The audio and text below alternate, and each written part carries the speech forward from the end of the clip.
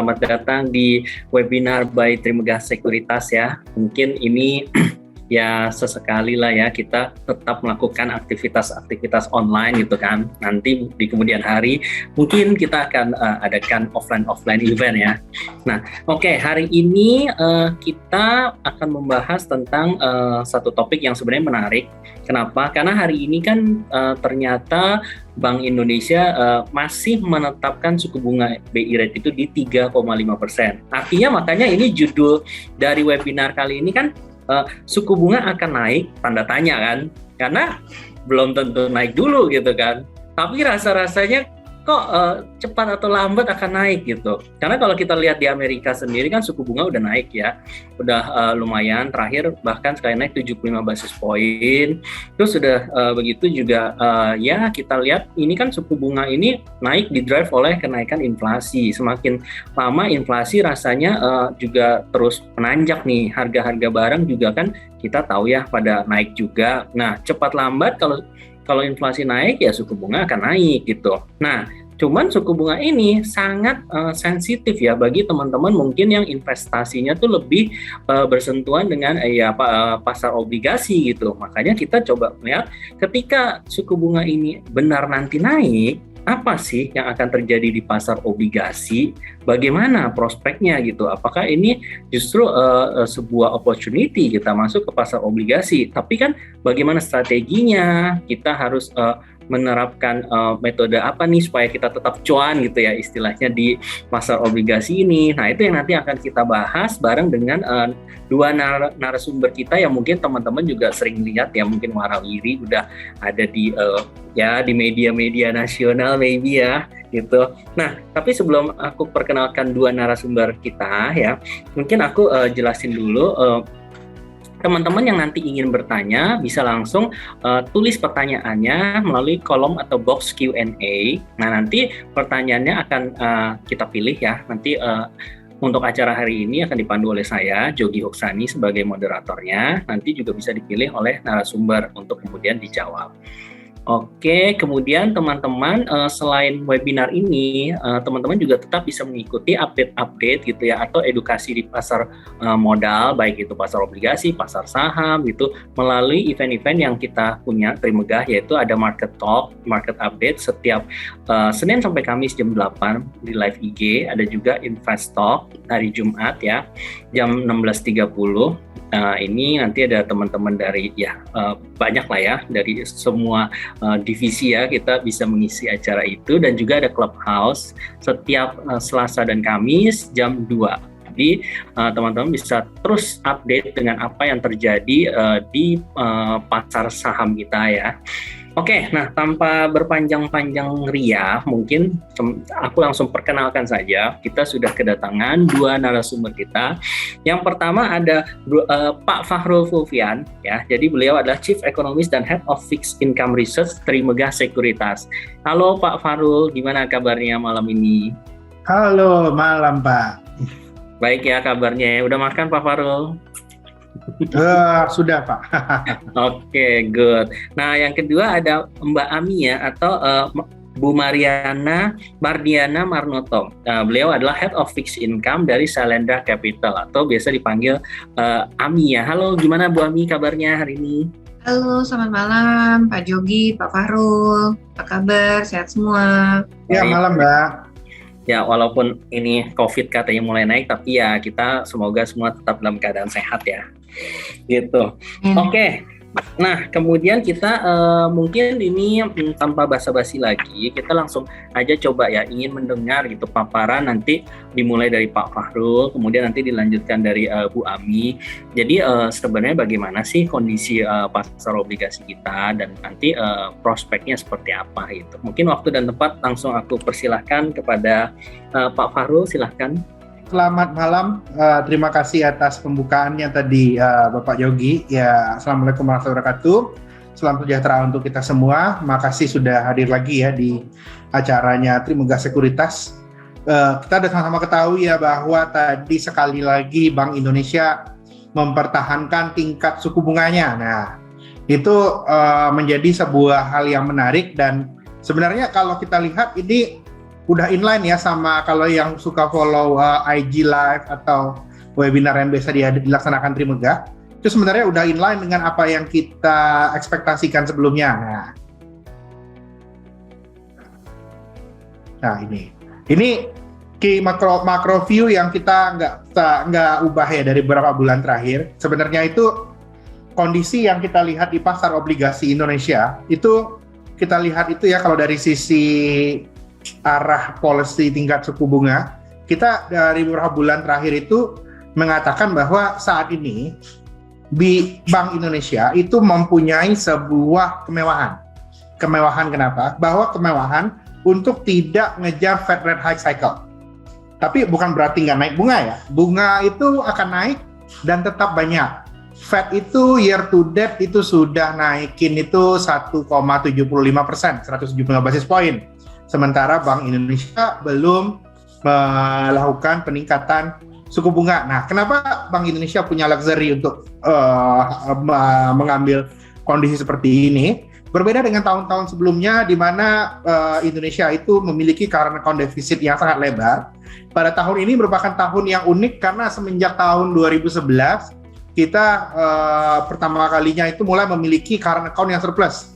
Karena ketahanan eksternal kita itu sudah lumayan kuat, itu membuat pada tahun ini Bank Indonesia lebih bisa berfokus pada inflasi. Tapi memang di tengah kondisi yang ada sekarang dengan tren kenaikan suku bunga di Amerika Serikat, mau tidak mau tetap ada resiko pelemahan rupiah. Dan bagaimana dengan bond yield? Mau nggak mau memang bond yieldnya arahnya sudah meningkat ya. Kita sendiri melihat 10-year Indonesia Government Bond itu masih bisa lebih tinggi dari hari ini yang ada di 7,4% ke 7,6%. Itu yang kita lihat ya.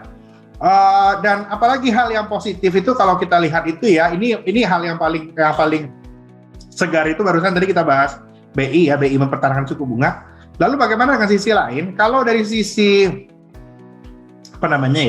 pertumbuhan PDB, kita lihat PDB di tahun 2022 ini bisa tumbuhnya itu lumayan cepat, dan terutama kalau GDP growth rate itu nominalnya udah double digit, Bapak Ibu investor sekalian. Nah, karena itu kita lihat sebenarnya untuk pasar equity ini already cherished, tapi untuk pasar bonds memang kondisinya itu kita harus lebih melihat upside-nya itu daripada yield dibandingkan kenaikan harga. Karena kenaikan harga obligasi itu sudah cenderung terbatas. Dan kalau dari sisi bisnisnya kita lihat margin contraction yang sudah bertahun-tahun terjadi di market itu selesai. Dan ini kita lihat bisnis komoditas meningkat, tapi bisnis itu pressure margin di downstream bisnis itu masih lumayan tinggi. Dan kenapa? Karena kita lihat akan ada kenaikan harga karena inflasi yang meningkat. Kita cenderung tidak terlalu bullish terhadap saham atau sektor yang berkaitan dengan consumer. Sementara kalau kita lihat poin terakhirnya, kita lihat government revenue itu harusnya akan mengalami peningkatan yang sangat signifikan ya.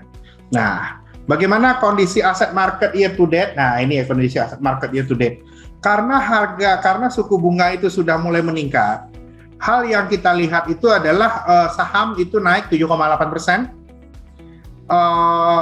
Kalau beli Indonesia Government Bond itu minus dikit aja, minus 0,73%, seperti yang kita obrolin ya, di Indonesia itu belum terlalu mengalami kenaikannya tingkat suku bunga. Tapi downside risk itu ada di pasar obligasi, tapi tidak sebanyak downside risk yang terjadi di pasar Amerika Serikat. Di sisi lain kalau kita lihat S&P 500 ya, justru itu yang losing di tahun 2022 ini adalah mereka yang investasinya di Amerika Serikat. Amerika Serikat itu sahamnya minus 13,8% year to date, itu yang kita lihat. Nah, sehingga ini menjadi hal yang menarik juga bahwa tahun ini memang tahunnya emerging market. Pertanyaan adalah how to ride it. Harga saham sudah meningkat, ada beberapa resiko makro, and what to do next. Itu mungkin hal yang kita lihat ya. Nah, tapi kalau kita ngomong resiko inflasi, nah ini Bapak Ibu, kalau di tahun 2021 dan 2020, inflasi itu cenderung rendah. Tapi kenapa inflasi itu cenderung rendah ya? Karena nggak ada aktivitas ekonomi juga. seluruh orang pada berhemat, kerjaan nggak ada. Sekarang hari seluruh dunia inflasinya muncul. Ini Turki sebenarnya saya kecilin ya. Ini ambil contoh aja, ini sebenarnya Turki itu inflasinya sekarang itu 78%. Ini karena saking beda sendiri, nanti yang lain nggak kelihatan makanya saya potong. Turki itu inflasinya itu tinggi sekali, 78%, sehingga membuat downside dari dari currency dan lain-lainnya itu sangat tinggi sekali ya. Itu juga juga ada masalah di independensi bank sentralnya, sehingga market memberikan diskon yang sangat tinggi dan prospek inflasinya tinggi. Kita lihat saat ini inflasi Indonesia meningkat dibandingkan tahun lalu yang di 2%-an, sekarang ada di 3,55%, dan tentunya ke depan ini akan terus meningkat, tapi masih cenderung terkendali dibandingkan negara-negara yang lain. Dan memang kalau kita lihat kondisinya saat ini itu adalah arahnya inflasi naik. Nah, dampaknya bagaimana ke pasar obligasi? Kalau pasar obligasi negara, obviously itu akan mengalami tekanan seperti yang terjadi dalam beberapa bulan terakhir karena trennya memang inflasi meningkat. Tapi di sisi lain, kalau kita lihat kualitas kredit dari corporate itu sudah mulai membaik, terlihat juga dari tingkat loan growth di sistem perbankan kita yang sudah sampai ke level 9% dalam bulan April terakhir, dan arahnya meningkat. Jadinya memang tahun ini itu kalau ada orang yang bertanya, apakah kita akan mengalami stagflation? Enggak, Indonesia itu mengalami inflasi bersama dengan growth. What is the asset class yang preferable? Kami melihatnya aset kelas yang preferable di kondisi seperti ini, seperti sekarang ini adalah untuk kelas fixed income product, masuklah ke investasi kepada obligasi korporasi yang memiliki credit rating yang bagus dan punya upside yang tinggi. Saat ini upside dari government bond sudah terbatas, ini waktunya pindah ke obligasi corporate karena tren inflasinya meningkat. Nah, dan satu hal lagi yang harus kita ingat bahwa kemarin The Fed sudah melakukan kenaikan 75 basis point, dan indikasi dari berbagai macam polling di ekonomi di Amerika Serikat dan juga ekspektasi market itu masih lihat 75 bips lagi ya ada kenaikan di bulan Juli, lalu 50 bips lagi kenaikan Fed Fund Rate itu di bulan September. Jadinya kenaikan ini masih akan terjadi. Nah, kalau kenaikan ini masih akan terjadi, kita lihat aset yang liquid seperti seperti government bond itu lebih memiliki resiko yang lebih tinggi dibandingkan obligasi yang berbasis dengan corporate karena ada dukungan perbaikan ekonomi. Nah, lalu kalau yang kita lihat itu apalagi yang mesti kita lihat saat ini The Fed sedang melakukan drawdown Federal Reserve Holding in US Treasury market dan juga mortgage-backed securities itu akan turun. Nah, kondisi quantitative tightening ini juga akan menjadi perhatian kita, dan dengan adanya penurunan bond buying dibandingkan kembali lagi ke level sebelum tahun 2020 dalam 3 tahun ke depan, itu kita lihat bisa membuat arah trajektori suku bunga itu memang arahnya meningkat. Nah, jadinya kita lihat itu bagaimana rekan-rekan sekarang, saya lihat yield sudah lumayan meningkat dan marahnya masih bisa ada peningkatan dalam beberapa bulan ke depan. Ini sudah mulai masuk yield hunting season. Kita sudah harus lihat-lihat obligasi, terutama obligasi korporasi yang memiliki rating yang baik dan outlook bisnis yang bagus, itu menjadi hal yang penting untuk kita lihat. Nah, lalu bagaimana dengan Indonesia? Kenapa kita salah satu yang positif banget dengan Indonesia? Satu hal yang kita lihat itu kalau ceritanya stagflation, kita masih lihat bahwa pergerakan dari sektor energi sama komoditas ini cycle-nya masih panjang, Bapak Ibu. Kenapa? Karena paling nggak itu ada 6 hal yang membuat harga minyak, harga batu bara, dan harga CPO ini masih bisa tinggi. Selain geopolitical tension, terus yang poin 2 itu kita lihat ada underinvestment yang luar biasa di komoditas-komoditas yang non ESG. Itu investasi di minyak, investasi di batu bara, itu CPO udah turun. Lalu ada monetary dan fiscal stimulus juga yang buat demand itu meningkat. Economic recovery juga gara-gara COVID-19-nya udah turun. ESG concern, ada financing concern juga, supply-nya lagging, dan ada permasalahan cuaca di komoditas-komoditas tertentu di Indonesia dan Australia. Dan kenapa harga komoditas ini masih tinggi juga? Karena kalau kita compile di kanan bawah itu, rekan-rekan, bahwa perusahaan-perusahaan besar yang biasanya investasi di batu bara, itu sebagian besar sudah nggak investasi di batu bara lagi. Kayak Adaro gitu, capex-nya tidak banyak, tapi dia pindah ke bisnis green aluminium, kayak Harum Energi bikin nikel, BRPT aja pindah ke geothermal bisnis yang lebih ESG, jadinya membuat cycle dari komoditas ini. Dan kita lihat dari perilaku pemain-pemainnya itu masih akan menjaga harga di level yang tinggi. Itu satu. Lalu juga kalau kita lihat, nah untuk CPO bagaimana? Kenapa ini kita lihat masih bagus untuk Indonesia? Karena salah satu masalahnya adalah rata-rata umur kelapa sawit di Indonesia dan Malaysia sekarang itu ada di 16 dan 18 tahun. Jadinya ke depan itu yield per hektar kita karena tanamannya sudah lumayan tua, itu arahnya turun. Nah, kalau yield per hektar itu turun, maka supply nggak bisa naik, harga masih akan tetap tinggi, dan itu harga global masih tetap tinggi, itu akan membuat ruang bagi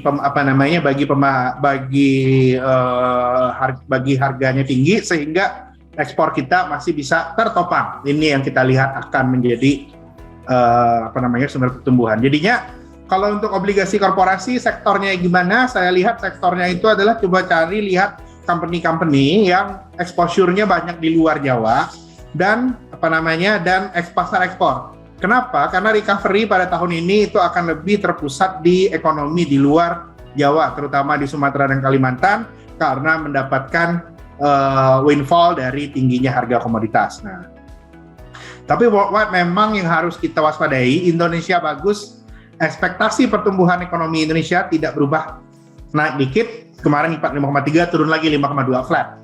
Sementara kita cupang komoditas ya, sementara negara-negara lain itu mengalami economic growth-nya turun ekspektasinya. US turun ke 2,6, ini tinggi banget dari sebelumnya 4%, udah turun ke 42,6. China juga udah turun ekspektasi growth-nya dari yang sebelumnya 5%, sekarang di 4,5. India juga turun, semuanya mengalami penurunan. Yang nggak turun itu cuma negara-negara komoditas seperti Indonesia sama Malaysia. Nah, itu yang kita lihat. Jadinya at current situation, saya menyarankan kalau ada porsi yang hendak dibelikan fixed income product ataupun deposito karena bunga yang sudah sangat rendah, di kondisi economic recovery yang sudah meningkat dan bunga lagi naik, lebih baik tahun ini itu pindah ke obligasi korporasi dibandingkan obligasi pemerintah. Itu yang kita lihat. Nah, dan sejarahnya memang kalau ada cerita stagflation di global, harga komoditas itu naik. Dulu itu zaman Indonesia itu eksportir minyak tahun 70-an, rata-rata pertumbuhan kita 7,5%. Jadinya memang ada divergence ya antara ekonomi Amerika dan di Indonesia. Kalau yang terjadi di Amerika dan Eropa itu nggak bagus, justru bagus buat Indonesia. Karena kita yang jualan barang-barang mentahnya, itu yang kita lihat. Data pertumbuhan ekonomi, nah ini yang mesti kita celebrate ya. Walaupun orang bilang ya, emang ada recovery ya? Recovery ada secara nominal, pertumbuhan PDB kita double digit, ini sudah lama nggak terjadi ini, rekan-rekan sekalian. Nominal GDP kita itu 13%, di nominalnya ini menunjukkan kondisi bisnis itu sudah lebih baik. Tapi memang dengan tingginya nominal GDP ini menunjukkan bahwa harga-harga itu meningkat. Itu yang kita lihat, yang kita obrolin tadi ya, dengan inflasi meningkat. Dan kalau kita lihat itu recovery-nya itu banyak terjadi di mana? Kalau dari sisi consumption mana yang naiknya paling banyak? Itu sisi transportasi dan communication, gara-gara orang udah pada banyak pergi jalan-jalan dan banyak juga beli apparel, udah tumbuh 6,46% di kuartal 1 2022. Dan kalau untuk investmentnya, machine and equipment masih menjadi pendorong utama. Itu yang kita lihat. Tumbuhannya udah balik. Nah, bagaimana dengan inflasinya? Sektor mana yang sebenarnya mengalami kenaikan harga?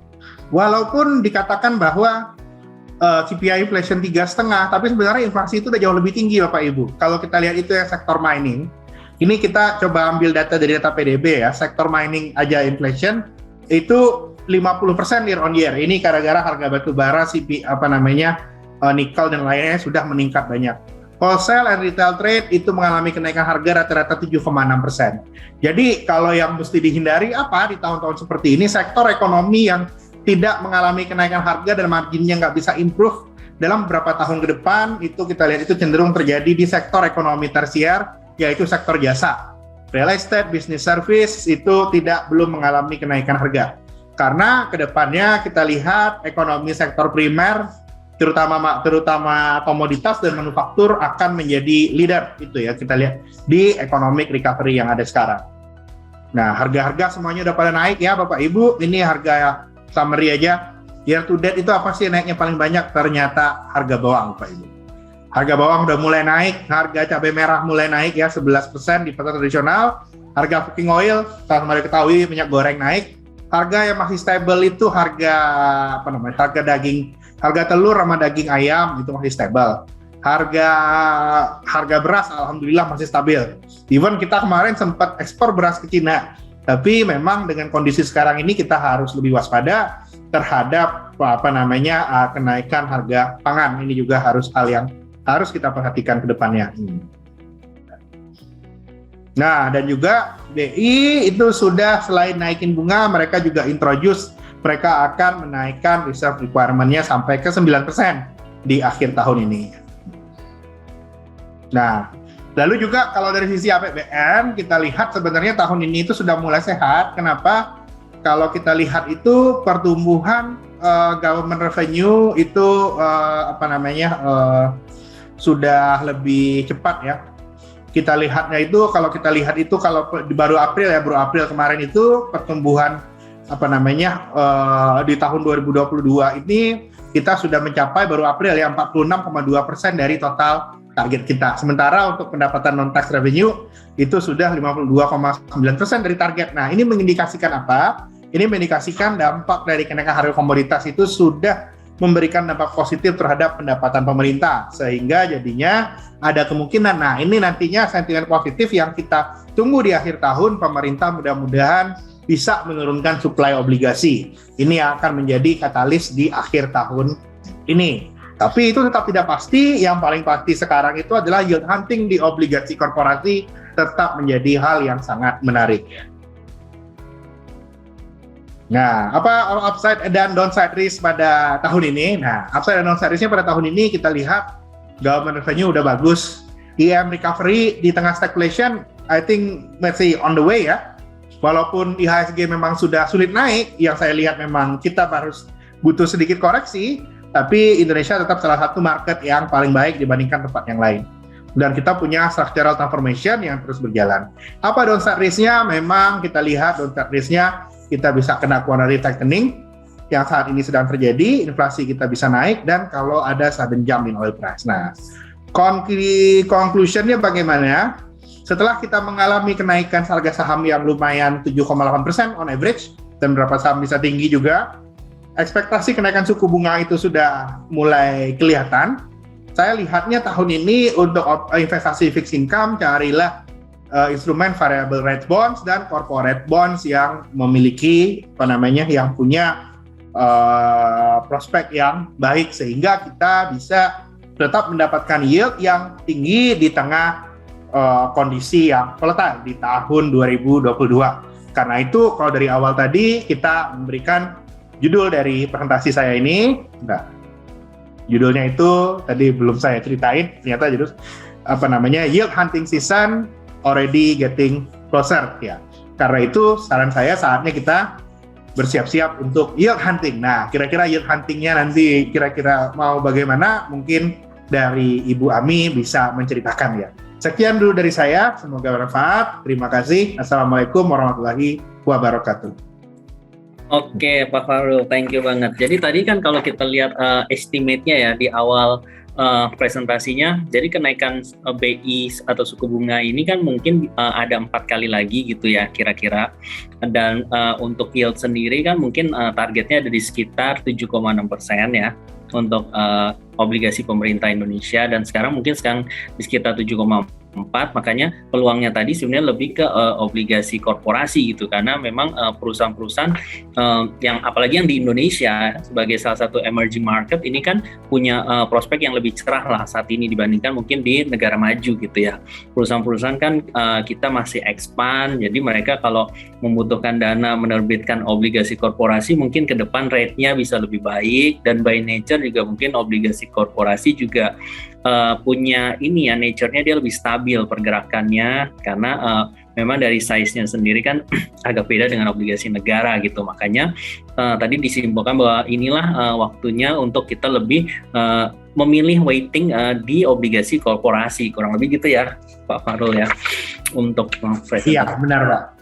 Oke, nah tadi benar dilanjutkan. Nah ini sebagai investor sebenarnya, tapi kita harus melihat apa gitu. Kalau tadi tipsnya Pak Fahrul kan beli obligasi korporasi yang perusahaan yang punya exposure banyak di luar Jawa gitu, karena mungkin itu justru diuntungkan dengan adanya orang-orang yang kaya dari tambang mungkin ya, atau dari CPO gitu kan. Nah mungkin Bu Ami itu ada strategi yang berbeda gitu atau yang bisa kita pelajari untuk investor di sini tetap bisa cari cuan tadi, kayak yield hunting gitu kalau kata Pak Fahrul. Ya silakan Bu Ami. Ya, terima kasih Mas Yogi, terima kasih Mas Fahrul. Itu menjawab pertanyaan tadi ya, bagaimana proses dari yield hunting dalam mengelola investasi. Pada dasarnya mungkin sedikit berbeda ya konteksnya. Kalau kita bicara investasi saham dengan investasi obligasi itu beda. Karena misalnya di saham, semisal tadi Pak Fahrul bilang di sini kita bisa lebih melihat dari mungkin saham komoditas atau sebagainya tadi yang sudah dipaparkan ya, sangat menarik dan sangat lengkap dan sangat informatif dari Pak Fahrul. Tetapi kalau dari sisi obligasi, tidak semua emiten, apakah itu publik atau enggak, terus kemudian menerbitkan obligasinya. Ya, misalnya dalam tema ini kita udah tahu nih, misalnya sejak Rusia mulai agresi ya terhadap Ukraine, apakah terus kita memiliki akses terhadap obligasi yang berbasis komoditas, karena tidak semua mengeluarkan kredit dalam hal itu. Pak Fahrul silakan loh kalau mau menimpali saya loh. Berbeda tentunya kalau kita bicara saham di mana pilihannya lebih banyak. Di sini kita harus melihat supply-nya seperti apa. Gitu. Jadi dalam hal ini kita sebagai fund manager atau misalnya MI fixed income itu pertama kita harus lihat dulu supply-nya bagaimana, ratingnya bagaimana. Jangan terus misalnya ada supply tapi dari misalnya perusahaan batubara yang sangat ecek-ecek yang bahkan ratingnya di bawah investment grade gitu. Itu kan nggak bisa juga karena kita ada aturan yang sudah diatur dalam OJK. Nah, dalam kaitan itu memang kita tidak bisa sekedar karena kita pengen obligasi komoditas terus kita cari gitu. Itu nggak bisa kayak gitu. Kita harus lihat supply-nya dulu. Nah, dalam dinamika obligasi itu lebih banyak biasanya multi finance dan bank. Itu sudah cukup untuk menjadikan proxy bagaimana kondisi bisnis di secara general ya Pak Fahrul. Timpalin aja saya, karena memang sebenarnya itu proxy yang paling general yang bisa dibeli oleh MI. Bukan berarti MI tidak membeli obligasi yang berbasis komoditas ataupun CPO ataupun batubara atau begitu, bukan berarti tidak begitu, tapi memang itu proxy yang paling mudah apabila kita ingin menangkap opportunity apakah bisnis sudah bergerak atau belum. Gitu, karena bagaimana kaitannya dari saya melihat dari Sun itu ke arah bisnis itu adalah Sun yang terus naik dan mencapai puncak, kemudian akan kita bisa lihat likuiditas terus berkurang dan uang mulai diinvestasikan di bisnis. Di saat itulah saat terbaik buat kita berinvestasi. Dari MI, mendingan saya langsung kasih sedikit PowerPoint aja ya, nggak usah banyak. Karena tadi informasi dari Pak Fahrul udah jelas banget, udah bagus banget. Ini mungkin masih melanjutkan bahasan dari Pak Fahrul tadi. Mungkin utamanya saya buka dulu dengan pembahasan bagaimana inflasi US itu ceritanya itu bagaimana sih? Karena kan sebenarnya kan itu kan sumber dari semuanya ya. Nah, saya make it quick aja. Jadi mungkin pada dasarnya kenapa BI juga masih melihat kalau dari kami melihatnya dari tim Indonesia Lendra. Karena pada tahun 2020 dan 2021 itu inflasi itu sudah tinggi banget. Sehingga orang berpikirnya dengan basis yang setinggi ini, harusnya 2022 itu inflasinya sudah nggak seagresif itu. Tetapi yang mengagetkan adalah di tahun 2022, sudah 2021 inflasi segitu tingginya, bahkan mencapai 7% dan sebagainya. Ternyata lanjut terus, bahkan mencapai angka inflasi yang sampai 8%. itu sudah sampai kita ngelihatnya udah kayak inflasi negara dunia ketiga aja gitu, udah bukan developed country lagi kan. Waduh, gede banget. Nah, di situ terus yang menjadi sumber dari kenapa banyak yang mempertanyakan kenapa BI tidak meningkatkan, dan mungkin tadi Pak Farul juga udah menjelaskan bahwa inflasi real itu juga sebenarnya cukup tinggi. Nah, jadi sebenarnya ini udah selaras nih ya antara apa yang dipikirkan oleh tim Shalendra dengan diberikan oleh Pak Farul. Nah, sehingga tadi kaitannya kalau misalnya Pak Farul tadi bilang bahwa yield soon itu bisa antara, correct me if I'm wrong, tadi sedengar saya antara 7,5 peak-peaknya 8, ya itu make sense banget gitu. Nah, cuman kalau kita bicara itu kaitannya dengan obligasi korporasi, biasanya ada lag. Nggak serta-merta yield soon segitu, terus obligasi korporasinya langsung sekian basis di atas 7,5 atau di atas 8%. Nggak begitu.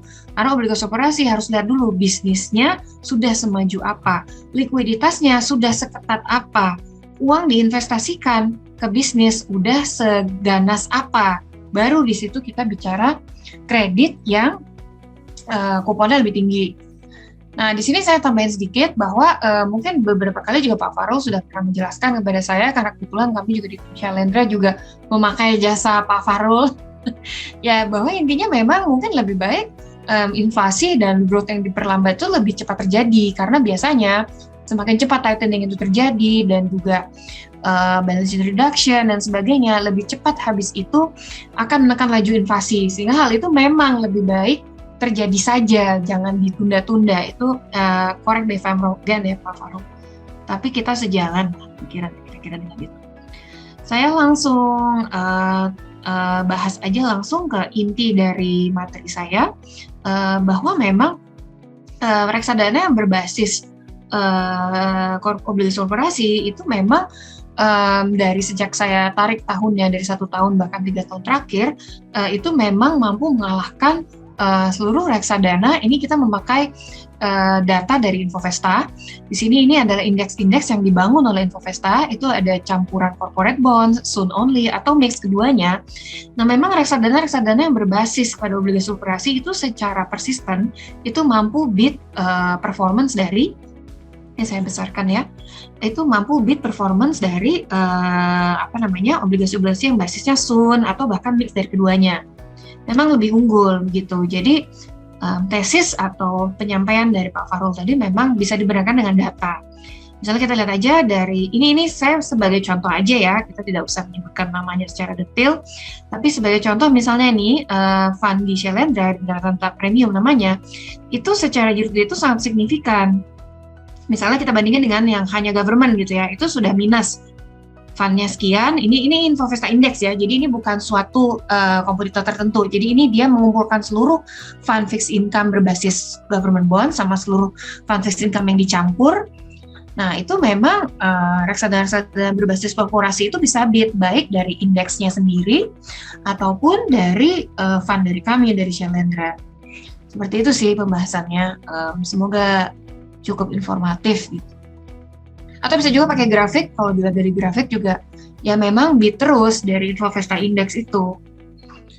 Seperti itu. Mungkin Mas Yogi atau teman-teman ada pertanyaan lagi? Silahkan kalau ada pertanyaan.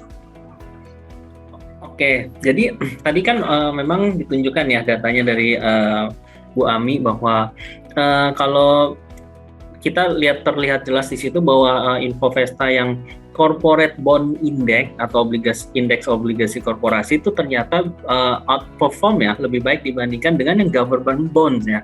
Nah, sebenarnya mungkin itu bisa diceritain dikit dulu nggak sih, mungkin bagi teman-teman yang belum tahu ya, mungkin kan teman-teman mendengar bahwa tadi Pak Farul dan Bu Ami sepakat bahwa obligasi korporasi ini menjadi pilihan yang lebih baik lah saat ini dibandingkan dengan government bond. Nah, tapi mungkin kenapa gitu? Boleh Bu Ami jelasin sedikit nggak gitu? Dan hasilnya kenapa demikian gitu dalam 1 tahun terakhir ini gitu? Oke. Kalau ditarik dari data secara 1 tahun ya, kita ambil data 1 tahun ya. Kita cari yang government bonds index aja ya di sini ya. Ini data dari Infovesta sekali lagi. Kalau kita tarik dari data 1 tahun, utamanya adalah karena kalau kita tarik 1 tahun itu kan berarti kan Juni di tahun 2021, di mana rally yang cukup besar itu sebenarnya kejadiannya itu sekitar paling peak-peaknya itu yield tuh rendah, seingat saya, Pak Farul silakan koreksi, yield itu tinggi sekali di bulan Maret 2020, itu sempat jam karena market tidak siap. Ini ada apa? COVID itu apa? Kenapa yang meninggal banyak? Habis itu yield jam sekali, itu di bulan Maret 2020, saya masih ingat betul. Kemudian secara persisten yield turun terus sampai di Desember 2020 itu saya ingat US Treasury 10 year itu cuma 0,9 ya Mas Farul ya, kan 0,7. Iya benar. Ya. Kan itu tuh benar-benar puncak-puncaknya, rendah sekali. Nah, rendah sekali, terus kemudian kira-kira antara 2021, antara Juni sampai Januari sampai Juni 2021 tuh ya di situ-situ aja, mungkin naik turun sedikit ya. Nah, sehingga dengan basis yang rendah seperti itu, kalau kita tarik 1 tahun ke Juni 2022, pasti tidak banyak returnnya. Mau dari kupon maupun dari loss harga, itu nggak akan bisa ngalahin dengan corporate bonds yang harganya ke situ-situ aja. Especially kalau misalnya fund manajernya itu tepat. Strateginya misalnya udah ngeliat, aduh udah rendah banget nih, lebih baik kita siap-siap cash atau lebih banyak obligasi yang durasinya rendah. Apabila fund manager sudah mengambil tindakan yang benar di titik itu dan menyiapkan lebih banyak cash, maka kemudian akan terus reinvestasi terus, sehingga awal tahun ini sudah bisa membeli beberapa obligasi korporasi yang mulai issue ya. Meskipun belum terlalu banyak, tetapi mulai ada. Saya harap akhir tahun nanti lebih banyak lagi ya Pak Farul ya, mungkin dari Trimegah juga. Nah dari situ pasti akan mengejar Sun yang udah nggak kemana-mana, yieldnya nggak rendah sekali. Yang seperti tadi saya ungkapkan, paling rendah itu di Desember 2020 ya. US Treasury terendah, Sun terendah, 5, semuanya rendah banget. Seperti itu.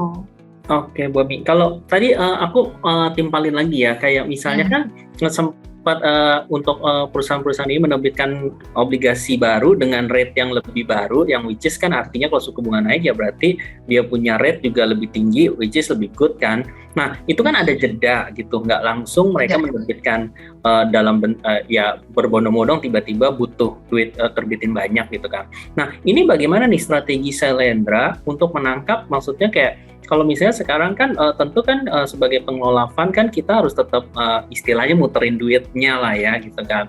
Nah di saat kita tahu mungkin tadi diharapin akhir tahun nih baru muncul nih obligasi korporasi yang rate-nya tinggi. Jadi apakah kita jadi tunggu dulu secara dari sisi Sailendra ya gitu mengelola dananya, atau mungkin ya kita ada strategi lain gitu. Meanwhile sebagai investor kan mungkin kita bisa invest sekarang gitu, tapi untuk mendapatkan harga yang terbaik itu gimana strategi dari Sailendra ya? Oke, jadi dalam mengelola portfolio itu memang tidak serta-merta hanya view jangka menengah atau jangka panjang. Kita memang pasti ada porsi trading dalam satu pengelolaan portfolio. Nggak mungkin semuanya itu karena view-nya jangka panjang terus semuanya siapin cash gitu. Nanti kan pasti akan menabrak peraturan OJK, karena peraturan OJK kan tetap 80% harus diinvestasikan. Nah, dalam menghadapi hal seperti itu pasti ada porsi trading. Trading itu bisa kita berlakukan baik terhadap obligasi korporasi maupun terhadap obligasi juga berbasis Sun. Misalnya kita melihat ada opportunity, why not? Itu juga kita berlakukan selama masih bisa dijaga returnnya. Tapi porsinya memang sangat kecil. Porsi terbesar saat ini untuk kami adalah obligasi korporasi berdurasi atau bertenor sangat rendah. Misalnya 1 tahun, 1,5 tahun, itu adalah dominan dari kami.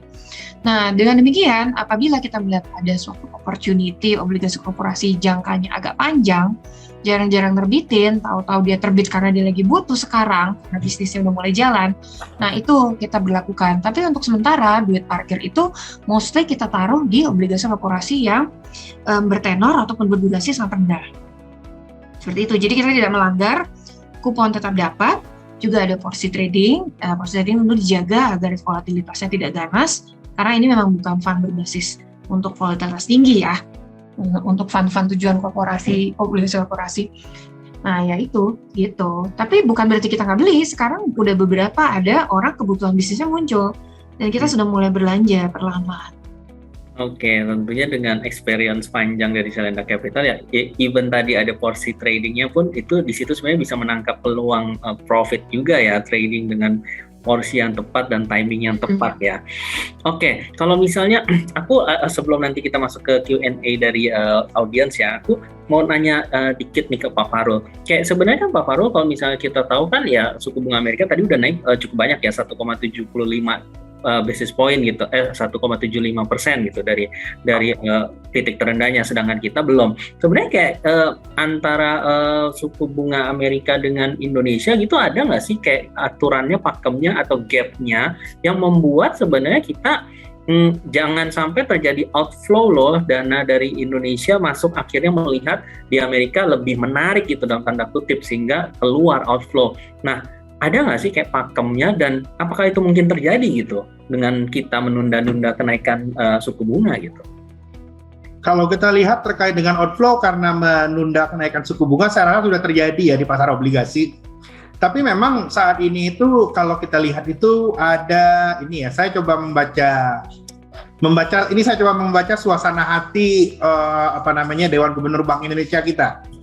Saya coba baca, ini penting ya kita lihat. Nah, kalau kita lihat mau cerita flow tadi dan juga pakem sebenarnya nggak ada pakem yang sama bertahun-tahun. Pakemnya itu tergantung situasinya. Kalau situasinya kayak 3-4 tahun yang lalu sebelum pandemi, Indonesia defisit, spread antara government bond Indonesia sama Amerika itu harus lebar. Zaman dulu 500 basis point, 650 basis point kalau kondisinya lagi berat.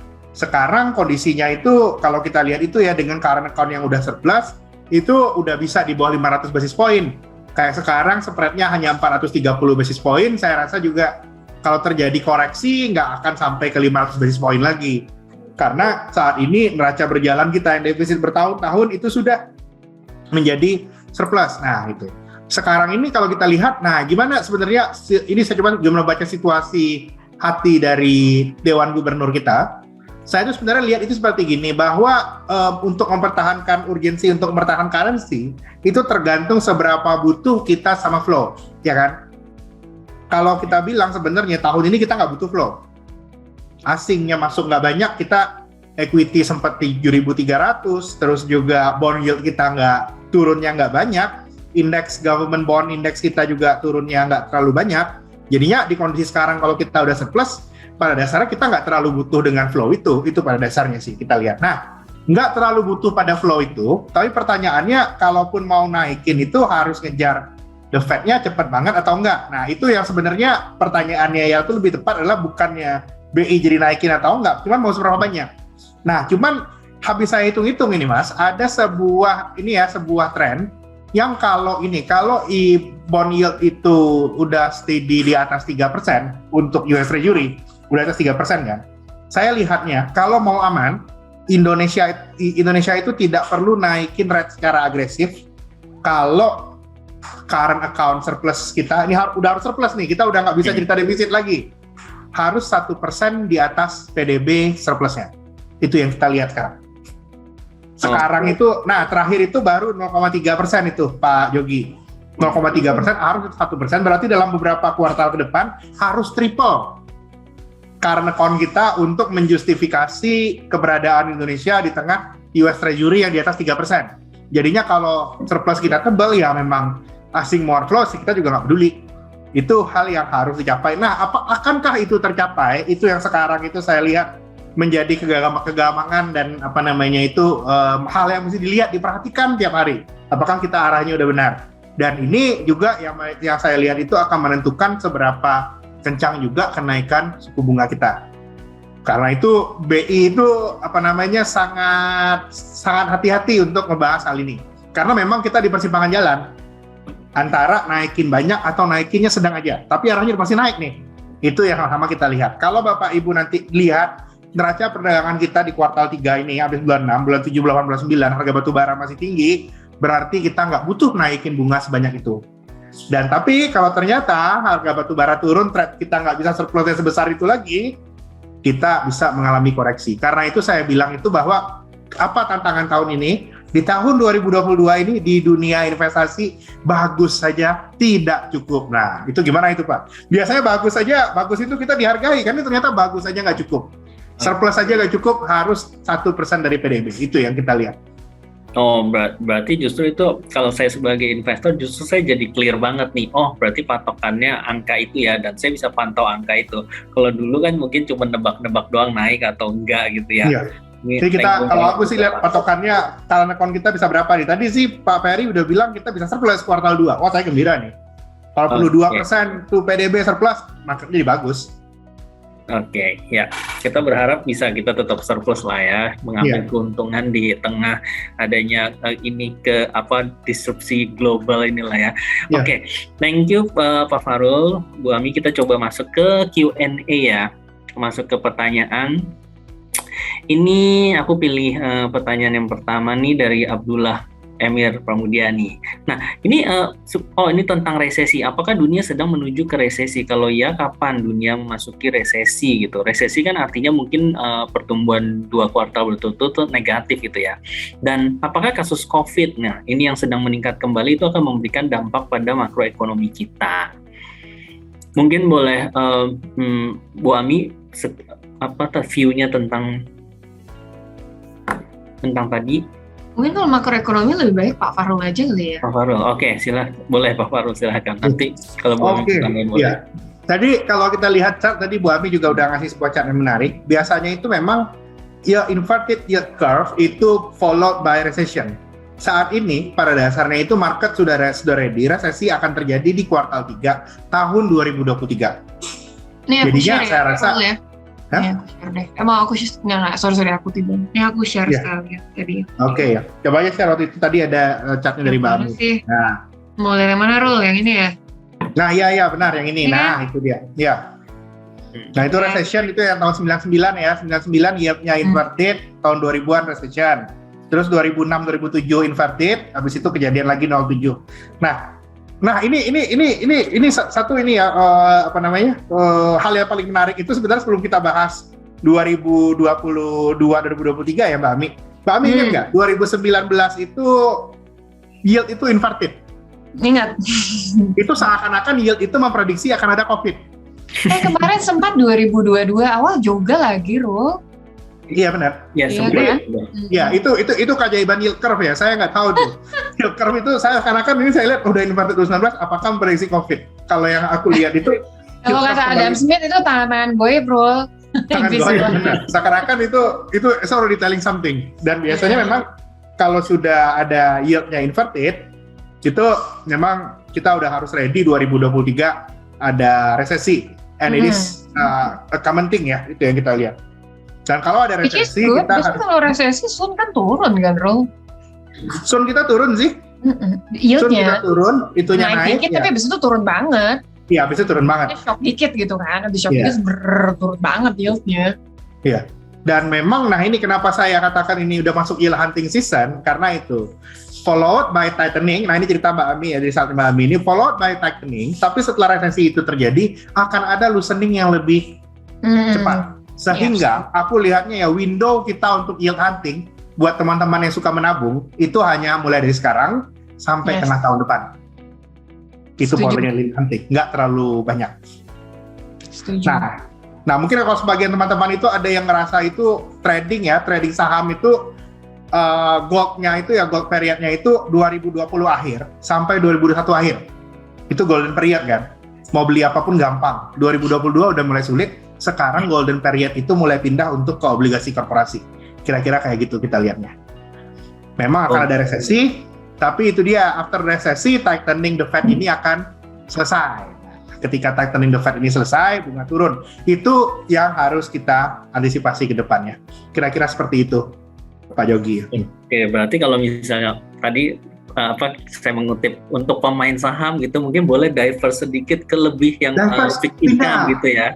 Benar. Karena selalu yang saya ingin adalah bahwa kita tidak bisa analisa kita 100% benar terus, cuan terus nggak bisa.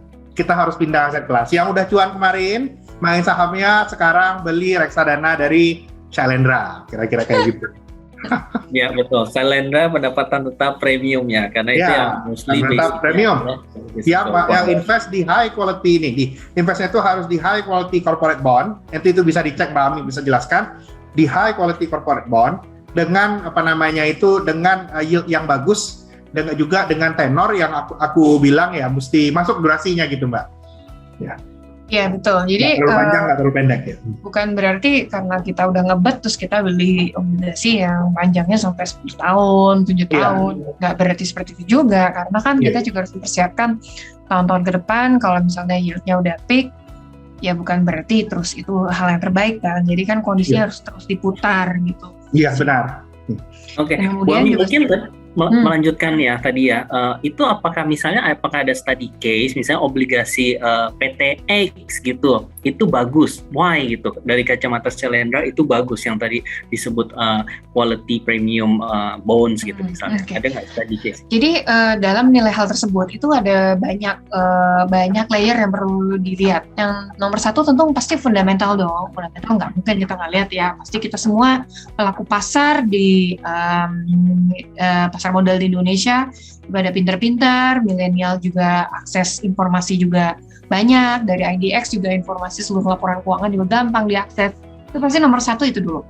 Nah, nomor dua adalah likuiditas. Likuiditas tentu juga jadi suatu pilihan. Kadang-kadang udah bagus banget, tapi si obligasi ini cuma nerbitin misalnya 150 miliar gitu. Yang beli sedikit atau tidak di trading. Terus gimana kalau misalnya subs-redeem? Mau jual kemana? Kan nggak bisa juga dong, kayak gitu. Nah, nomor tiga adalah hal yang paling penting bagi saya, bagi FM, yang sudah menjalani beberapa tahun adalah good corporate governance dari emiten. Nah, itu yang susah dan banyak banyak pengalaman ataupun kenal dengan emiten tersebut itu yang sangat menentukan penilaiannya. Itu udah nggak semata-mata angka ya. Mas Fahrul pasti paham ya? Ya, setuju, paham sekali Mbak Ami. Dan saya setuju. Dan memang kalau dunia obligasi korporasi, good name itu adalah yang paling atas kita lihat. Bisa jadi kinerjanya membaik tapi belum punya good name, itu mungkin Mbak Ami bisa jelasin ya. Iya, betul. Saya ambil contoh beberapa nama yang sangat kuat itu melewati tahun 1998, zamannya obligasi itu semua restructure, itu enggak.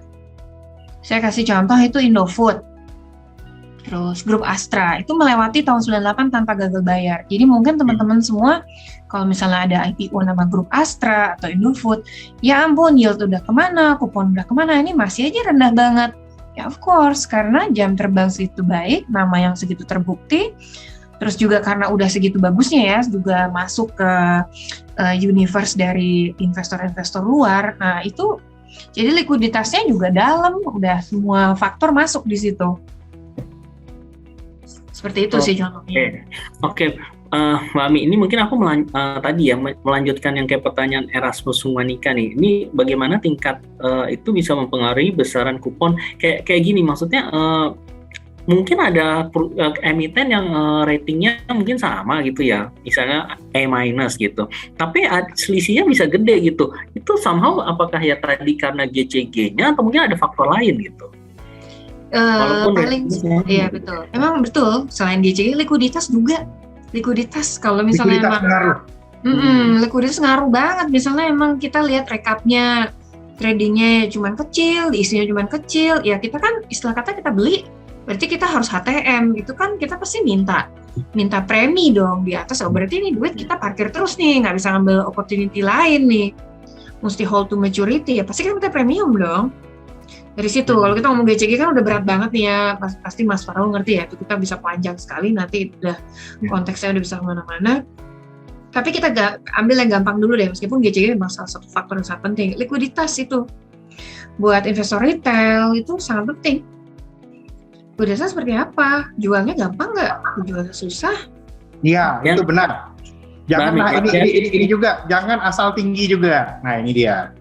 Berarti kalau gambaran awam ya, yang dimaksud liquid itu berarti transaksi let's say berapa gitu dalam satu hari misalnya? Itu relatif, itu nggak bisa dijawab. Soalnya pembandingnya Stone, wah. Iya, ini soalnya agak berbeda ya pasar saham dengan pasar itu beda banget. Sangat besar banget. Oke. Nah kita lanjut ke pertanyaan Henry Effendi. Bagaimana tips bagi investor retail untuk mengatur irama pembelian obligasi? Baik obligasi korporasi maupun obligasi negara bila market sedang terkoreksi dan inflasinya masih relatif tinggi. Mungkin ya bagaimana? Mau Mas Fahrul atau mau saya? Aku ikut aja. Mau saya duluan Mbak, boleh? Boleh, kamu jawab yang government bond saja, aku jawab corporate. Oke, kalau aku sih menyarankan ya kalau untuk reksadana fixed income, kalau kayak gini ya, kalau di kondisi kayak gini, ini kan udah mau naik ceritanya. Nah, kalau ini iramanya ini mesti lihat dulu Bapak Ibu. Kalau iramanya, kita cek tren ekonomi nih, lihat data, ngobrol sama analis, kalau iramanya bunga naik, ekonomi membaik kayak sekarang, itu kita lebih banyakin corporate bond. Reksadana mungkin reksadana yang corporate bond di kondisi sekarang. Kalau bunga naik, ekonomi membaik. Itu yang terjadi itu kalau bahasa teknisnya ada spread compression ya, Mbak Ami ya. Spread compression sehingga harga obligasi corporate itu lagi naik, itu yang kita lihat. Jadinya bisa disesuaikan di tren kayak gini, banyakin di corporate bond, di government bond, itu tunggu dulu nanti. Nah, tapi kalau udah interest rate-nya peak, baru mulai turun, ada perlambatan ekonomi. Nah, kalau ada perlambatan ekonomi bunga turun, tapi ekonomi melambat, itu nanti kita sudah harus pindah ke government bond lebih banyak dibandingkan ke corporate bond. Itu yang kita lihat ya. Itu pengaturannya yang saya lihat. Tapi kalau secara general untuk investasi obligasi, saya selalu menyarankan investasi yang terkait dengan obligasi langsung itu biasanya di-matchingin sama kebutuhannya gitu. Sama misalnya tanyain misalnya di obligasi Mbak Ami itu rata-rata maturity-nya berapa lama Mbak gitu. Misalnya ada apakah 2 tahun ke depan yang paling banyak gitu. Kalau 2 tahun ke depan portofolionya yang paling banyak, jadinya mungkin kita bisa matching dengan kebutuhan kita yang akan jatuh tempo juga 2 tahun ke depan gitu. Jadinya ketika dijual harganya akan bagus dan memberikan yield yang optimal gitu. Mesti sesuai sama kebutuhan Bapak Ibu. Misalnya 2 tahun lagi mau nikah, 2 tahun lagi mau DP rumah, mau punya anak. Maturity profile ya. Maturity profile harus bisa masuk. Jadinya mindset kita harus ALMA kalau kata orang Bang, Asset Liability Management kalau untuk di obligasi. Kira-kira kayak gitu Mbak dari saya, silakan dari Mbak Ami ya. Udah kejawab semua itu sama Bang Fahrul. Mantap. Oke. Kita lanjut ya. Tadi menjelaskan banget harus disesuaikan dengan kebutuhan di masa mendatang ya. Oke, ini ada pertanyaan lagi dari Irenia Justicia. Seiring dengan meningkatnya kesadaran global terkait lingkungan hidup, nah bagaimana tips membeli obligasi hijau atau green bond sebagai salah satu pertimbangan investasi? Ini sebenarnya mungkin gini, kalau pertanyaan dari awam misalnya kayak kalau kita beli green bond itu lebih banyak cuannya apa boncosnya sih? Maksudnya ini seperti apa gitu? Mungkin bagi teman-teman yang belum tahu green bond itu apa dan bagaimana dia bisa profit gitu dah. Mungkin boleh dijelasin dikit Mbak Ami gitu. Oke, jadi pada dasarnya memang mulai banyak perusahaan atau mungkin perusahaan investasi yang basisnya adalah reksadana ataupun fund yang sadar lingkungan lah ya. Nah, itu makanya mulai muncul nih permintaan green bond ini, betul. Tapi sekarang pertanyaan saya adalah, kalau dari kacamata retail, yang dicari adalah kesadaran untuk wawasan lingkungan seperti ini, atau untungnya. Karena kalau misalnya yang dicari adalah untungnya, dengan yield serendah ini, dan kita semua juga tahu ya bahwa bisnis akan berputar ke arah kredit. Nah, itu ya mungkin balik ke kesadaran investor masing-masing ya. Kalau emang investornya memang yang diinginkan adalah return, ya mungkin ini kurang cocok ya. Tapi kalau ini ingin untuk berkontribusi bahwa Indonesia lebih aktif di environment friendly dan sebagainya seperti itu, ya nggak salah juga gitu. Tapi sekarang balik lagi, objektifnya apa gitu. Oke, berarti kalau secara return di atas kertas ya memang lebih baik yang konservatif bonds gitulah ya dibandingkan yang green bonds ya. Tentunya ya, karena kan ini kan kita benar-benar on the brink bahwa sebentar lagi kan harusnya dana berputar di bisnis itu sudah tinggal tunggu aja mau gigi berapa gitu kan, seperti dijelasin Pak Fahrul. Jadi memang kalau seperti itu ya balik lagi, objektifnya apa? Emang consciousness of environment atau mau mencari opportunity seperti yang udah dipaparin Fahrul dan saya. Jadi fokusnya harus dijelasin dulu maunya apa. Oke, nah itu ini menyambung nih pertanyaan pada David Tamrin nih, apakah reksadana pendapatan tetap juga akan memberikan return yang lebih baik pada kondisi saat ini? Mungkin kalau ini aku boleh jawab ya, ini sebenarnya kayak tadi produk salah satunya Shalendra pendapatan tetap premium kan kita juga bisa lihat historical return-nya ya, itu kayak 6% di atas mungkin indeksnya sendiri itu cuma 4% gitu. Apalagi yang government bond index itu cuma 2%, which is sebenarnya ya itu salah satu keunggulannya ya berinvestasi di corporate bonds. Dan untuk Shalendra pendapatan tetap premium ini kan ada porsi sahamnya maksimum ada 15%. Yang dipilih sebenarnya ada saham-saham yang memang punya prospek baik juga. Nah, udah gitu juga ada corporate action-nya di saham tersebut. Nah, salah satunya lagi dipegang kan sektor telco ya, Mbak Ami ya, kalau nggak salah ya, kan lagi ada di sektor telco. Itu lebih sebenarnya sektornya cukup defensif. Biasanya outperform di saat masa resesi karena dia orang tetap beli pulsa, ya kan. Judulnya kan kasarnya begitu. Nah itu bisa nanti diprediksi ya salah satunya menjadi alpha return-nya dari produk Shalendra pendapatan tetap premium ini gitu kali ya. Cukup menjawab nggak itu Mbak Ami kalau saya menjawab seperti itu? Sebenarnya tadi pertanyaannya kayaknya nggak ke arah sahamnya ya. Sebenarnya pertanyaannya ditanyain tadi boleh diulang nggak? Mungkin ini nanya soal expected return kalau kita masuk ke fixed income fund sekarang Mbak Ami. Oke, iya. Jadi kalau misalnya kita nanya expected return dari fixed income fund ini dalam saya coba jawab dalam kacamata fund reksadana pendapatan premium ya. Targetnya sih untuk tahun ini sekitar 8%. Okay. Untuk sampai Juni ini, belum selesai Juni, ini performance-nya udah sekitar 4,2. Jadi seandainya semua berjalan seperti first half ya harusnya 8% bisa. Ini seburuk-buruknya 7 gitu ya. Tapi ya angka tersebut memang jauh lebih baik banding Sun. Suka nggak suka, karena kita juga ada fund yang basisnya Sun ya. Dan memang begitu, kondisinya begitu. Bukan berarti untuk menjatuhkan, menjelekkan, atau membaguskan siapapun, tapi memang seperti ini, siklusnya sedang ke arah sini, expected return-nya gitu. Nah, tentunya ini dalam kacamata dari Shalendra, dan secara keseluruhan saya rasa memang semua fund di industri ini yang basisnya reksadana obligasi korporasi, harusnya memang jalannya seperti itu. Tetapi sekali lagi kemampuan dari seorang manajer investasi atau fund manager itu tidak terbangun hanya dalam ini opportunity-nya gitu. Itu kan artinya harus ada ancar-ancar yang udah diambil misalnya dari awal tahun 2022 sudah mempersiapkan cash dan sebagainya. Karena misalnya tidak mempersiapkan diri dan semuanya isinya obligasi banyak banget yang dibeli tahun 2021 di mana yieldnya sebagian besar 5%, ya tentu mau nggak mau mark-to-marketnya juga jelek saat ini. Jadi semua tergantung fund manajernya. Jadi bukan berarti karena temanya ini fund manajernya pasti akan cuan besar gitu di tahun ini. Ya, kalau misalnya saat ini dia tidak siap dengan cash yang besar atau durasi yang rendah, ya tidak bisa terkejar juga opportunity-nya. Ya, oke, betul, setuju.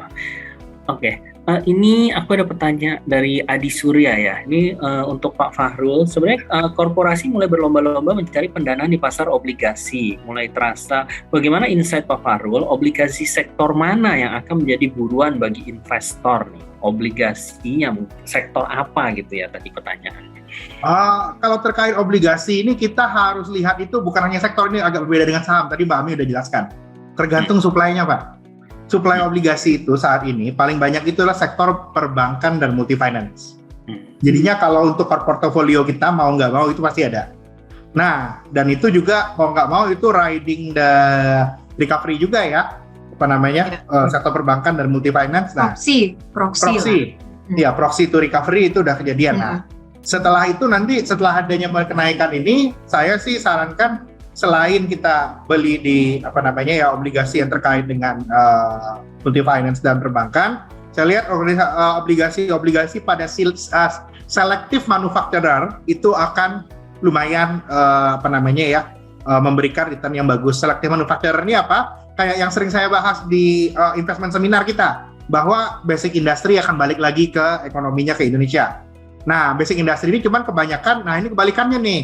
Basic industry player yang good name itu mungkin kayak kayak TPIA, obligasinya Chandra Asri, obligasinya Lautan Luas itu kan ratingnya kemarin baru pada naik ya karena cash flow-nya makin hari makin lancar. Mungkin kalau untuk secara saham banyak yang lihat itu masih banyak pushback-nya. Tapi untuk obligasi saya lihat ini tipe company-nya itu masih menjadi company yang lebih baik diinvest obligasinya di saat ini dibandingkan sahamnya. Jadinya saran saya basic industry itu hal yang paling oke ya. Di luar kita harus punya perbankan dan multi finance, kira-kira seperti itu ya. Kalau by sektoral kira-kira seperti itu ya. Mungkin kalau sektor apa yang least preferred? Saya saat ini masih least preferred untuk construction. Construction saya rasa sudah bukan eranya lagi, kira-kira seperti itu. Oke, clear banget. Oke. Nah, kita ini tadi ada yang nanya tentang tips melakukan trading obligasi, termasuk ORI di pasar sekunder. Itu apa tipsnya supaya bisa dapat profit? Mungkin ya, Mbak Ami, mungkin apakah ada yang bisa di-sharing tipsnya? Trading nih judulnya. Itu nih agak susah nih ya, karena kalau fund manager nggak trading. Nggak copet-copet ya judulnya kalau. Beda.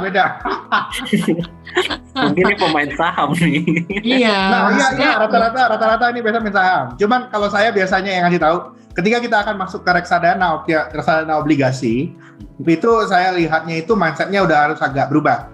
Kita ini, kalau di saham, kita nyari growth.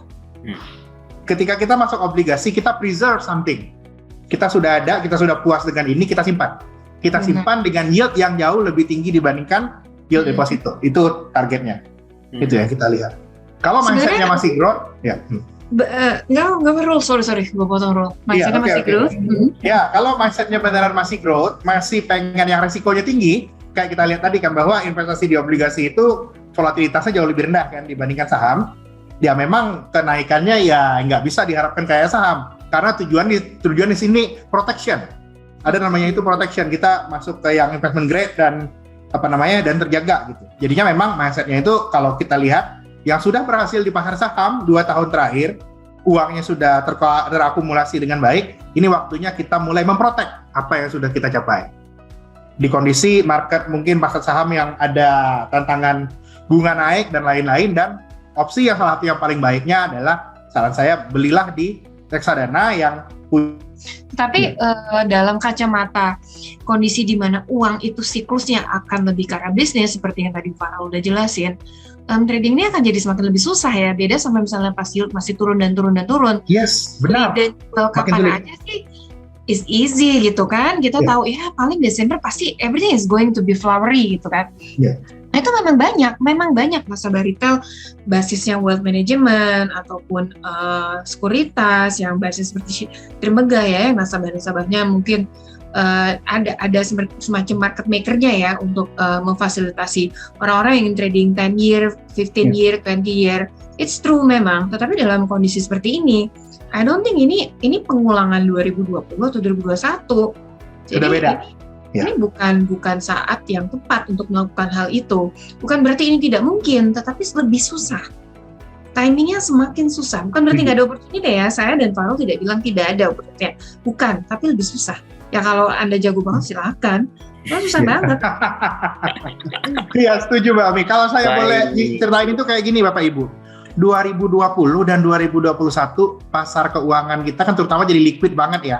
Banyak retail yang trading. Liquid banget, kenapa? Karena semua orang di rumah Bapak Ibu. Jualan popcorn lah, gampang deh. Iya, kayak jualan popcorn karena gampang. Semua orang di rumah kerjaannya trading saham. Terus trading FR juga banyak, setuju saya. Banyak, nggak cuma FR, Indon juga banyak. Indon juga, iya. Orang-orang duitnya $200,000, $200,000 gitu ya. Nah, banyak kan nggak ada pajak sama Indon. Iya, benar. Indon nggak pakai pajak lagi biar dolar tetap di kita. Seneng banget itu. Karena merem aja. Akhir tahun sih oke. Iya. Nah, perbedaannya sekarang itu Bapak Ibu, kita biasanya itu ini ya, kalau kita yang pasti kalau di investasi itu jangan pernah melawan market, jangan pernah melawan tren. Tren yang kejadian sekarang Bapak Ibu, semua yang tadinya trading udah harus kerja, bisnis sudah jalan, benar kan? Iya. Kalau sebelumnya tadi toko Bapak Ibu itu nggak harus buka gara-gara lockdown dan lain-lain, itu banyak yang harus bisnis jalan. Yang tadinya trading uangnya udah jadi modal kerja. Yang tadinya trading udah harus kerja juga banyak. Sehingga saran saya adalah kalau Anda termasuk orang yang harus bekerja, orang yang tidak bisa lagi memperhatikan harian, dan di satu sisi lain likuiditas memang sudah tidak sebanyak lainnya, akan sangat bijaksana kalau di tahun ini porsi yang kita berikan kepada manajer investasi, kepada profesional investasi itu semakin besar. Karena memang pada dasarnya kita waktunya udah nggak bisa ngikutin lagi. Smart investor, smart money itu pindah ke insti. Iya, pindah ke reksadana. Itu trennya yang saya lihat ke depannya memang. Oke, tapi ini ada yang menarik nih, ada yang bertanya. Kalau misalnya dibandingkan, kita tahu misalnya obligasi korporasi rate-nya ke depan bakal ada yang bagus-bagus ya. Mendingan ini langsung nggak sih beli obligasinya langsung dibandingkan beli reksadana fixed income-nya, kayak gitu. Ya, betul. Pak, sekali lagi gini. Nomor satu, memang apakah nasabah retailnya ini memang memiliki satuan trading yang besar ya? Kalau memiliki satuan trading yang besar, 1 miliar, ya silakan aja. Karena kan pajaknya kan juga udah sama ya, reksadana dan ini. Ya silakan aja, cuman nggak sedikit ya dari kalangan investor, di mana akses terhadap research-nya, good corporate governance-nya, dan likuiditasnya itu yang kurang. Katakanlah Anda memang 1 miliar, merem deh, pegang 3 tahun, silakan saja. Tetapi kan banyak orang punya 1 miliar, tapi saya nggak mau untuk pegang 3 tahun. Saya lihat bisnis saya lagi oke, saya mau buka ruko baru, saya udah pengen check out, cepet. Dan sekali lagi obligasi korporasi, likuiditasnya, market maker-nya segala, tentu lebih baik dikerjakan oleh profesional atau manajer investasi. Dari sisi itu, kemudian ada beberapa, nggak sedikit juga gitu dari kalangan investor retail yang akses terhadap knowledge terhadap good corporate governance itu pasti tidak sedalam misalnya Pak Fahrul gitu. Nah itu tuh memang bedanya profesional dan aksesnya sih informasinya sama likuiditas. Saya rasa itu tetap membedakan. Ya, kalau saya boleh nambahin satu lagi, yang nambahinnya ini Pak, bahwa akses ke pasar obligasi itu beda sama pasar saham Pak. Bahwa beda. itu berbeda. Ini satu lagi ya, kalau untuk fund, saya bilangnya fund obligasi itu much more preferred karena ada banyak penawaran obligasi yang bagus. Seringkali itu tidak segampang itu untuk diakses oleh pasar retail. Dan memang itu lewat dari fund manager ya kira-kira. Karena juga satuan investasi obligasi cenderung lebih besar dibandingkan saham di kondisi Indonesia saat ini. Kira-kira kayak gitu. Ya. Oke, tadi aksesnya ya. Akses mungkin size dan aksesnya untuk pembelian itu ya. Size, akses. Kalau ternyata mungkin 5 miliar or above, misalnya 5 miliar something ke atas, mungkin kita ya bisa consider beli obligasi, tapi finding a good mix tetap fund manager yang punya. Karena dia punya banyak punya informasinya banyak. Nanti mungkin ngobrol sama Mbak Ami, kita ada offering apa aja nih? Apa nih kira-kira obligasi yang bisa masuk? Kan yang dia dapat kabar, yang dikabarin dari sekuritas dan issuers itu kan Mbak Ami-nya gitu. Kalau kita biasanya dapatnya telat. Kira-kira gitu, kita nggak dapat the best mix. Gitu yang kita lihat. Bisa aja. Soalnya sesama fund manager pun juga kan ada akses terhadap asuransi, terhadap dapen yang klien kita, tapi kita juga udah deket ke sesama fund manager kayak gitu-gitunya. Itu kan yang gimana ya, nggak terlihat mata ya, Rul ya, kasat mata. Iya benar. All behind the scenes yang kayak saham. Iya, karena itu kalau saya untuk untuk obligasi saya sangat encourage sekali. Lebih penting untuk ke fund itu yang kita lihat. Oke. Nah ini mungkin kita coba cari satu pertanyaan terakhir ya sebelum kita menutup acara. Nih tadi izin bertanya tentang obligasi yang punya potensi gagal bayar mungkin. Apakah terdapat perlindungan hukum kepada investor yang obligasinya mengalami gagal bayar? Apa yang dapat investor lakukan? Oke. Apakah mungkin bagaimana cara mitigate resikonya tadi ya? Tadi mungkin udah dijelasin kalau dari fund manager kan selalu melihat yang high quality bonds only gitu judulnya. High quality dan harus good corporate governance itu ya nanti kita lihat. Nah, biasanya kan kita dapat offering banyak. Nah, kalau dapat offering banyak sekian obligasi, misalnya ada dari fundnya Mbak Ami, ini kita punya kan, kita ada banyak fund, nanti mungkin bisa ditanyakan langsung ke Bapak Yoginya nanti Pak, dari kliennya ini yang mana nih gitu. Oke, ini tempatnya Mbak Ami, high quality grade, kita bisa baginya ke sana. Ada di sini persepsi juga dari tiap-tiap, karena bilang tadi GCG itu kan bukan hanya soal angka, ada persepsi di sini yang harus kita lihat. Dan ini kalau saya bilang, saya sih menyarankan untuk pasar obligasi kita harus mendalami juga, sama seperti Bapak Ibu kemarin-kemarin dalamin saham, saya rasa ini juga udah waktunya juga dalamin obligasi korporasi gitu. Kenapa ada grup A, grup tertentu yang spreadnya lebih tinggi, terus kenapa kayak grup Astra itu kok rendah banget yieldnya, kayak nanyain gitu kan. Saya ngerasa rendah, itu hal yang harus kita pelajari, ngobrol dengan market partisipan, dan bisa juga jadi bahan obrolan kita di webinar selanjutnya. Iya nggak Pak Jogi? Mantap Pak Fahrul. Oke. Saya tambahin dikit ya Mas Jogi ya. Jadi memang saya tidak ingin bicara dalam konteks perlindungan hukum, karena itu bukan dalam peripheral knowledge yang dimiliki Pak Jogi, Pak Fahrul maupun saya. Nah, itu keterbatasan dari kami bertiga. Tapi yang saya bisa bilang itu adalah suatu pertanyaan yang bisa saya kaitkan dengan pentingnya menaruh di reksadana pendapatan tetap. Karena misalnya Anda memiliki uang misalnya 10 miliar, 1 miliar Anda taruh di suatu obligasi, katakanlah construction base, katakanlah ya. Kemudian terjadi perubahan siklus bisnis seperti yang tadi Pak Fahrul sudah jelaskan. Mulai beberapa tahun terakhir construction itu sudah tidak seperti tahun 2014 ke tahun 2018 lagi moncer-moncer dan indah-indahnya. Terjadi perubahan siklus. Ini kita nggak bicara GCG ya, GCG-nya bagus. Tiba-tiba ada terjadi perubahan siklus. Nah, hal seperti itu yang investor retail sering tidak bisa memitigasi. Nah, kalaulah misalnya dalam suatu kelompok fund ini, dia punya nih obligasi construction or whatever it is lah di dalamnya, 1M, out of misalnya size fund-nya misalnya 300M. Toh misalnya terjadi suatu kerugian pun itu secara proporsi kecil, sehingga mungkin dalam suatu kelompok kolam yang besar nggak ada rasanya. Tapi apabila uang Anda 1 miliar, Anda taruh di situ, out of 10 miliar, kerugian dirasakan dalam 10% dari harta. Nah, itu pasti besar.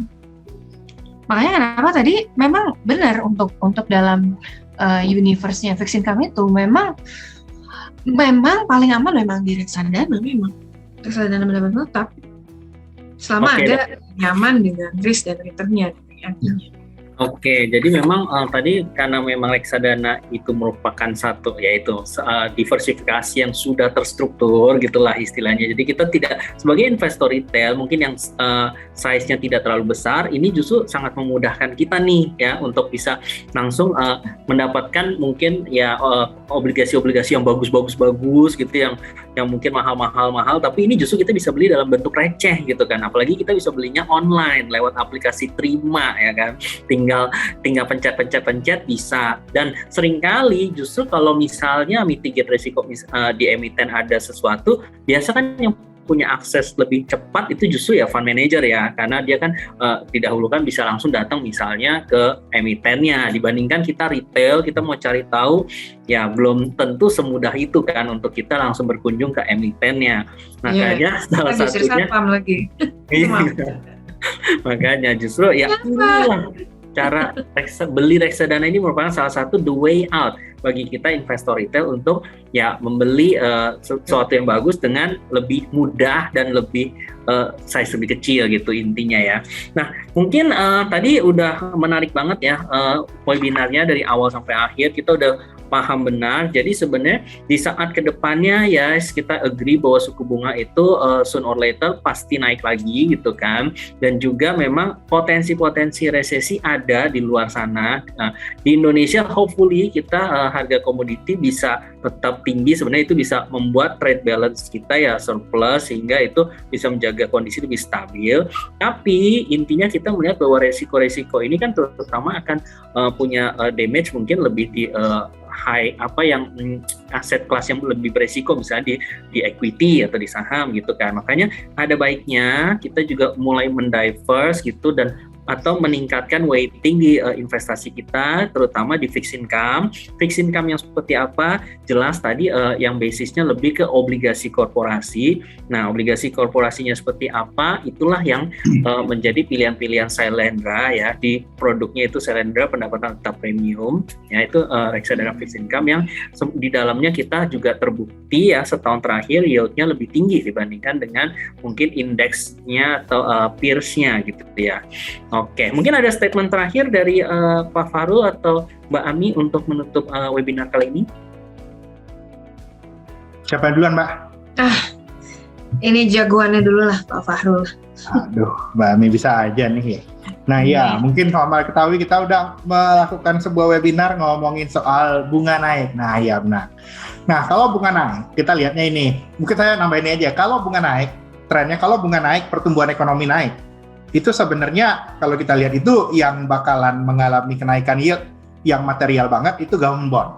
Itu sudah terjadi dan sedang terjadi. Sementara di sisi lain, corporate bond itu appetite-nya justru meningkat. Ini yang sedang terjadi di market kita. Jadinya saran saya di kondisi sekarang ini, kalau hendak mau masuk ke investasi berbasis fixed income, carilah corporate bond. Atau kalau masih mau government bond, carilah variable rate. Yang kalau BI naikin bunga, dia ikutan juga naik. Dengan cara itu kita bisa mengoptimalkan return kita di tengah tren kenaikan suku bunga. Karena kalau waktu kenaikan suku bunga, tidak semua aset fixed income itu turun. Itu kenyataan yang sudah diceritakan oleh Mbak Ami juga. Obligasi korporasi akan meningkat.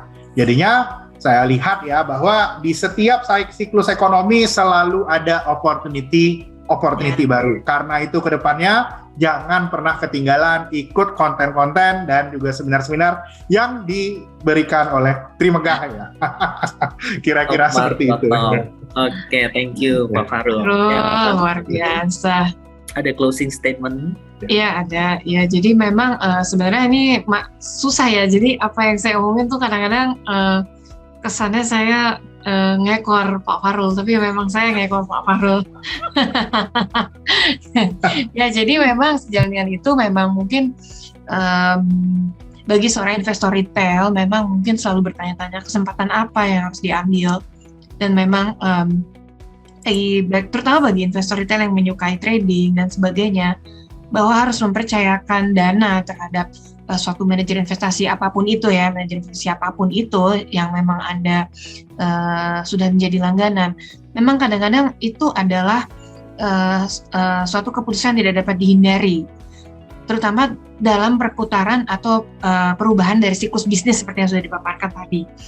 Memang perubahan siklus bisnis yang lebih mengarah kepada obligasi korporasi, memang mau tidak mau, suka tidak suka, memang investasi di reksadana pendapatan tetap lebih baik. Terutama bagi investor-investor retail lebih suka trading saham, trading sun, trading kripto, tiba-tiba mempercayakan dana terhadap fund manager itu memang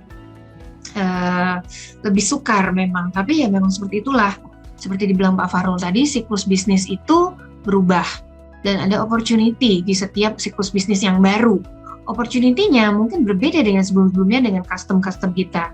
Tergantung bagaimana kita bisa mengukur diri kita dan melihat opportunity tersebut dan apa yang sebenarnya kita inginkan. Apakah kita memang menginginkan obligasi ramah lingkungan sebatas yang tadi, atau kita memang menginginkan return yang dibagi bersama dengan pemegang unit penyertaan yang lain. Nah itu kembali ke situ, tetapi semua kembali kesadaran bahwa siklus bisnis sudah berubah dan sekarang sudah saatnya masuk ke real business. Oke. Berarti oke, memang udah shifting dan itu yang harus kita pahami ya. Oke, sekali lagi thank you banget teman-teman yang telah hadir. Thank you Mbak Ami udah menyempatkan waktunya. Thank you Pak Fahrul juga sudah berbagi ya dengan kita semua di sini. Jadi kita makin paham tentang arah pasar obligasi kita di tengah tren kenaikan suku bunga ini. Dan kita nanti berjumpa lagi di kesempatan berikutnya tentunya dengan topik-topik yang lebih menarik. Oke, selamat malam Mbak Ami, selamat malam Pak Fahrul, selamat malam Pak Jogi. Iya, selamat malam Pak Jogi. Teman-teman semua, tim Trimegah Sekuritas.